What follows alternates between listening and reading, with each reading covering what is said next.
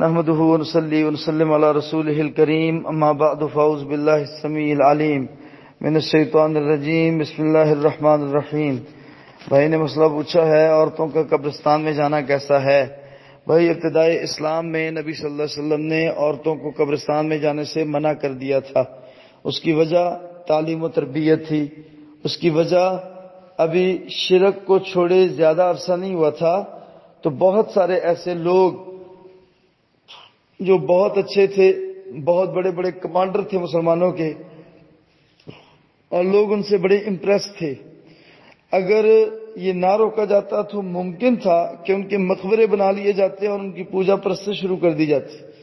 تو اس پوجا پرستش کے تدارک کے لیے، خاتمے کے لیے، اس سے بچاؤ کے لیے، توحید کی سمجھ دینے کے لیے، چونکہ عورت کا اس معاملے میں ہاتھ تھوڑا کمزور ہوتا ہے، تو لہٰذا عورت کو قبرستان میں جانے سے منع کر دیا گیا۔ لیکن جب وقت گزر گیا، تربیت ہو گئی، نبی صلی اللہ علیہ وسلم نے اپنے صحابیات کی، صحابہ کرام کی تربیت کر دی، توحید کا مسئلہ ان کو سمجھ آ گیا، اور نبی صلی اللہ علیہ وسلم نے ان کو ازبر کروا دیا۔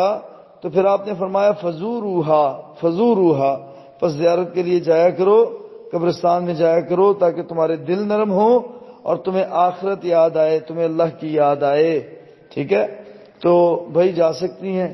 ابتدائی اسلام میں ممانعت تھی، بعد میں نبی صلی اللہ علیہ وسلم نے اجازت دے دی، یہ صحیح روایت ہے۔ بارک اللہ فیکم۔